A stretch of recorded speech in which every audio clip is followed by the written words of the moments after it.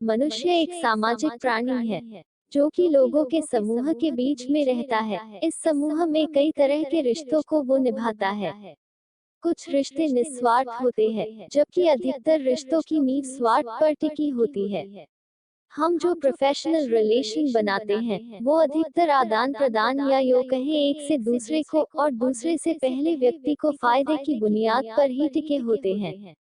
मैं यह नहीं कह रहा कि सभी रिश्तों के पीछे स्वार्थ ही होता है, लेकिन हाँ, आज की दुनिया में अधिकतर इंसान अपना फायदा देखकर ही रिलेशन बनाते हैं।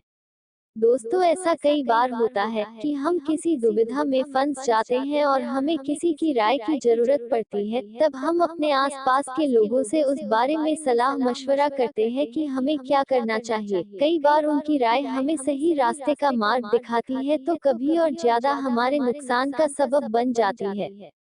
अगर आप माता पिता, भाई बहन, सच्चा दोस्त आदि निस्वार्थ रिश्तों को, जो कि आपको सही राय ही देते हैं, छोड़ दे, तो बाकी अधिकतर समाज के और वर्क प्लेस के लोगों से सलाह लें जरूर, पर अपना विवेक भी बनाए रखें। क्योंकि कई बार ऐसे सलाह देने वालों का स्वार्थ भी उनकी सलाह में छुपा रहता है। इसलिए सुने सबकी पर माने अपने विवेक और अंतरात्मा की। एक बार एक आदमी अपने छोटे से बालक के साथ एक घने जंगल से जा रहा था। तभी रास्ते में उस बालक को प्यास लगी और उसे पानी पिलाने उसका पिता उसे एक नदी पर ले गया। नदी पर पानी पीते पीते अचानक वो बालक पानी में गिर गया और डूबने से उसके प्राण निकल गए। वो आदमी बड़ा दुखी हुआ और उसने सोचा कि इस घने जंगल में इस बालक की अंतिम क्रिया किस प्रकार करूं।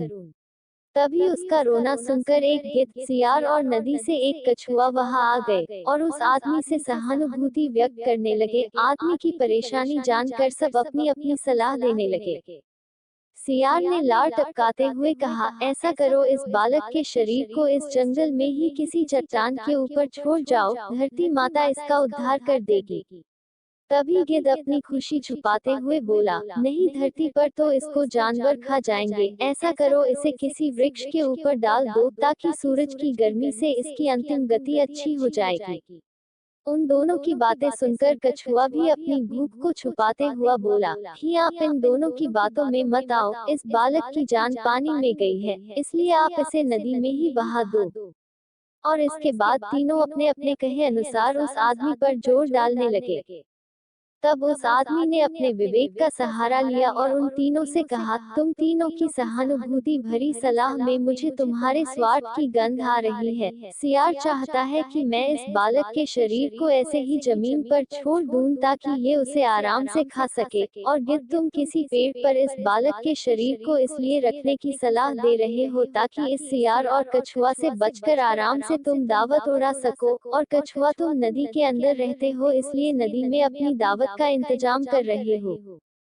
तुम्हें सलाह देने के लिए धन्यवाद, लेकिन मैं इस बालक के शरीर को अग्नि को समर्पित करूंगा, ना कि तुम्हारा भोजन बनने दूंगा। यह सुनकर वो तीनों अपना सा मुंह लेकर वहां से चले गए। दोस्तों, मैं यह नहीं कह रही हूँ कि हर व्यक्ति आपको स्वार्थ भरी सलाह ही देगा, लेकिन आज के इस कम्पेटिटिव युग में हम अगर अपने विवेक की छलनी से किसी सलाह को छान ले तो शायद ज्यादा सही रहेगा।